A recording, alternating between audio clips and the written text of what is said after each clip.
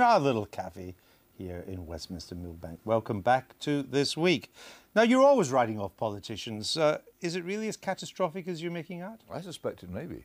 I think that what we've just watched on Question Time gives you an indication of how... You mean the BBC Question Time? Exactly, yes. It gives us an idea of just how deep this has gone. And as I said, in that it is a very simple scandal. It doesn't require any deep explanation. There's no twist to it. People can see exactly what's going on. And there's an outrageous centre to it. These people live a life which is the reverse of what everybody else does. For most of us, the government is a body which puts its hand into our pockets and takes money out.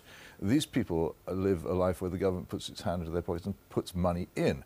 And it's actually money which has been squeezed out of the incomes of postmen and school dinner ladies who are paying tax for this outrageous nonsense. It's so discrediting and goes so deep that I think there's quite a grave danger. It comes on top of a very long period when I think politicians have not been representing in any serious way the views of a very large number of people. The two things combined together are quite dangerous. A grave danger, Charles Kennedy? I think there is a danger. I mean, I think that this anti-politics feeling, I mean, you've seen this from time to time, take the likes of Ross Perot when he stood in the United States on the back of that sort of feeling as well.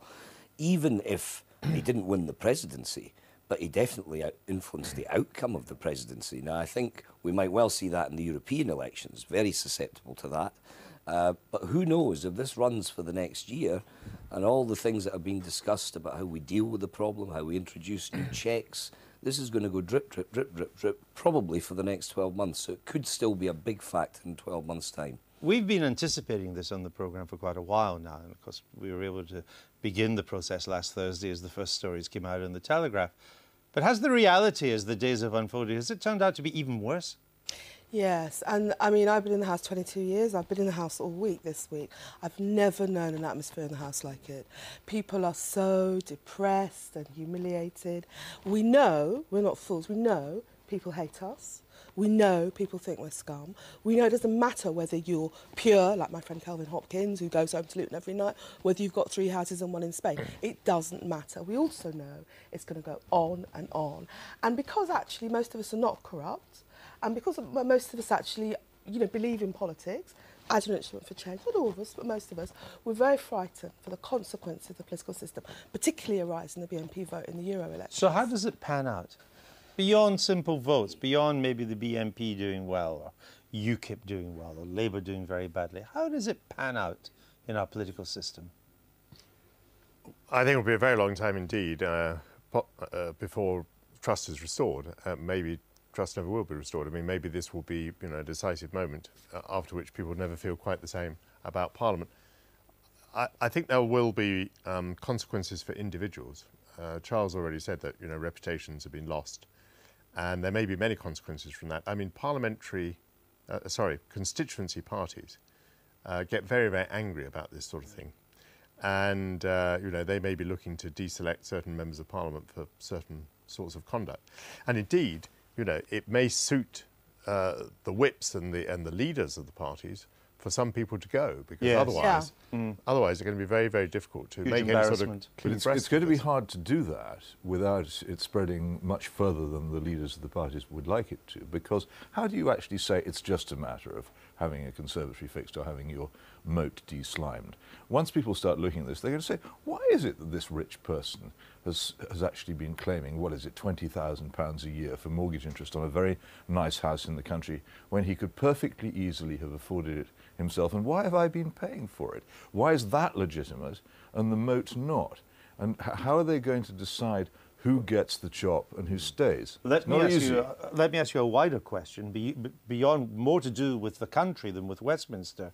How severe is public anger, and how do you think it will manifest itself in the months ahead? I think it is severe. I think it's very powerful. The thing you hear people saying again and again, if I did this, I would be sacked. If I did this, I would be prosecuted. And look at them. And this does make people very, very cross. It creates a kind of nomenclatura, as it would have been called in the Soviet days. They have, in fact, become very like the nomenclatura in a lot of things. And also people can understand it. They don't understand the bank bailout. No, it's not the euro. But exactly. They can understand it. And they are very angry, not least our own activists. I mean, you're out knocking on doors day after day, week after week, and then you hear someone's trouting 24 grand for a mortgage which doesn't exist. If you can't- There are 2 points in Peter's report that I disagree with. One was the implication that members of Parliament are out of touch with their constituents. In my experience, members of Parliament are pretty well in touch with their constituents and vastly more in touch with their constituents and the real problems of real people, as Peter said in his report, than journalists are, because many journalists, particularly lobby journalists, actually never leave Westminster.